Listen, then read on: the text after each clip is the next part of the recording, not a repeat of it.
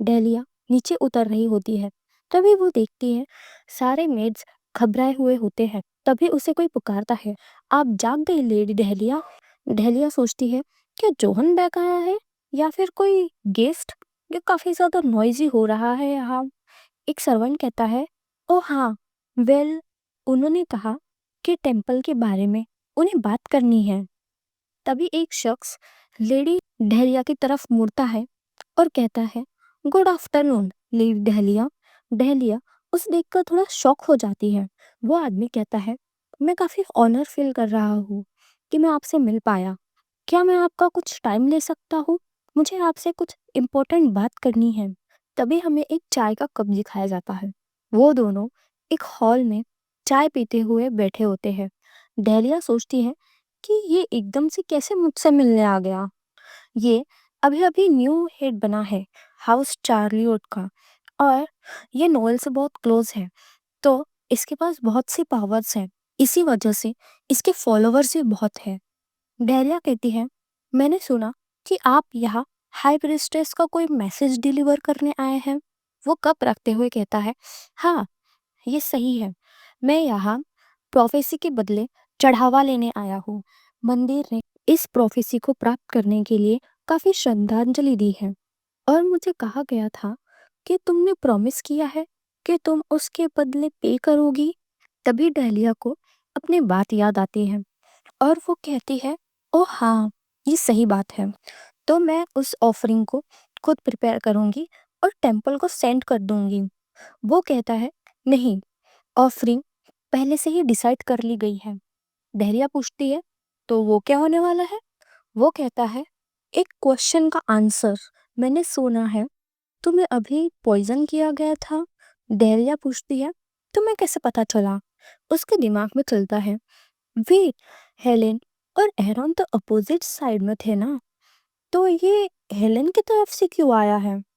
क्या होगा अगर ये मुझसे इंफॉर्मेशन निकालने आया है टेम्पल का एक मैसेंजर बनकर? एरोन डेलिया से पूछता है, क्या तुम्हें कल्प्रिट पता है कौन है? डेलिया चाय पीकर कहती है, मैं कंफर्म नहीं हूँ, और आगे कहती है, मुझे नहीं पता तुम्हें इस इंसिडेंट के बारे में किसने बताया, पर मैं बस अभी ही रिकवर हुई हूँ और मैंने नहीं सुना कि इस हादसे पर किसी ने इन्वेस्टिगेशन कराई हो। एरोन कहता है, तो ऐसी बात है? दहलिया पूछती है, क्या तुम श्योर हो कि मुझे इस आंसर के बदले और कोई ऑफरिंग्स सेंड नहीं करनी पड़ेगी? एरोन कहता है, हाँ, ये काफ़ी है। और वो उठ जाता है और वहां से जाने लगता है।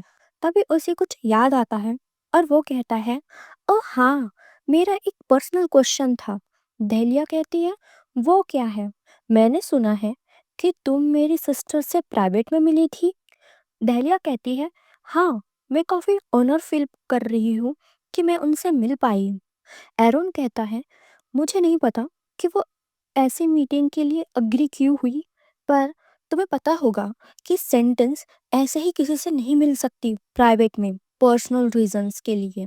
पर अगर उसने ऐसे रूल्स को इग्नोर कर दिया है तो उस मीटिंग का कुछ स्पेशल मीनिंग होना चाहिए, सही है ना? डेलिया कहती है, मैं वहाँ इसलिए गई थी क्योंकि मुझे ग्रैंड ड्यूक की कुछ चीज डिलीवर करनी थी। बस यही बात है। मैं वहाँ गई थी क्योंकि मुझे ब्लेसिंग्स चाहिए थी एंगेजमेंट रिंग के लिए। एरोन ये सुनकर सोच में पड़ जाता है और डेलिया से कहता है, हम जरूर दोबारा मिलेंगे। डेलिया कहती है, ऑफ कोर्स, हम जरूर मिलेंगे। फिर एरोन वहां से चले जाता है और डेलिया मन में सोचती है, ओ गॉड, फाइनली ये चले गया। मुझे तो डर ही लग रहा था कहीं हेलेन का ब्रदर मुझे अंदर से न देख ले कि मैं कौन हूँ। वैसे मैं मार्गरेट मैनर कब जाऊंगी? यहाँ पर कब तक रहूंगी? मुझे लगता है मुझे जल्दी ही घर जाना चाहिए। मुझे फ्लोर का भी ध्यान रखना है और मेरे पेरेंट्स मेरे बारे में चिंता कर रहे होंगे। जॉन कहता है, लेडी फ्लोर रिकवर हो गई है और हिज मैजेस्टी ने काउंट और काउंटेस को चिंता न करने के लिए कह दिया है। मुझे नहीं लगता कि तुम्हें किसी भी बारे में चिंता करने की जरूरत है लेडी डेलिया। डेलिया मन में सोचती है, लगता है ये बहाना काम नहीं करेगा। जोहन कहता है, ओह हाँ, मेरे पास एक गुड न्यूज़ है। मैं हिज मैजेस्टी के पीछे बहुत ज़्यादा पड़ गया था और उन्होंने हमारी मैरिज को अप्रूवल कर दिया है। क्या तुमने ये करवा लिया अब हिज मैजेस्टी से? जोहन कहता है, छोटी कंट्रीज जो है नॉर्थ के, उन्होंने काफ़ी उत्पात मचा रखा है जब से मैं कैपिटल आया हूँ। और जो नोबल्स है वो काफ़ी प्रोटेस्ट कर रहे हैं वहाँ। बहुत से नाइट्स ने लैंड्स को प्रोटेक्ट तो किया है, पर वो प्रोटेक्शन लिमिटेड ही है। पिछले एम्परर ने सारे कंटिनेंट को एक साथ मिलाकर रखा था। नोएल ने काफ़ी हेरोइक काम किए, बैटलफील्ड में बहुत से अच्छे काम किए और उसने क्राउन ले लिया, पर वो पॉलिटिक्स में काफ़ी कच्चा था और इनएक्सपीरियंस था। इसलिए नॉर्थ में काफ़ी लोग रिबेल करने लगे और इस प्रॉब्लम का सॉल्यूशन सिर्फ एक ही था, जोहन। जोहन को नॉर्थ में भेज दिया गया, जहां उसे एडोनिस नाइट्स मिले जो बैटलफील्ड में फ्रंट में खड़े रहते थे।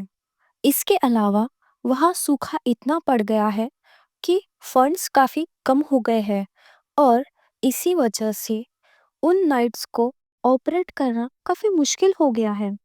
दहलिया पूछती है, क्या उनके पास फंडिंग नहीं है? क्या इम्पेरियल को फंड नहीं देने चाहिए?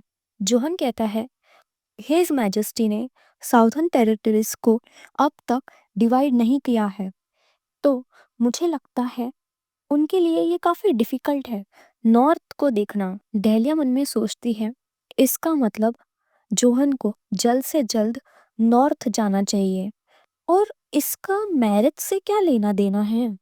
जोहन कहता है, इसलिए मैंने उन्हें सजेस्ट किया कि शादी जल्दी करवाई जाए और काउंट मार्गरेट भी इस प्रॉब्लम को सॉल्व करने में हेल्प करेंगे, क्योंकि इस नेशन में तुम्हारी फैमिली सबसे ज़्यादा अमीर है।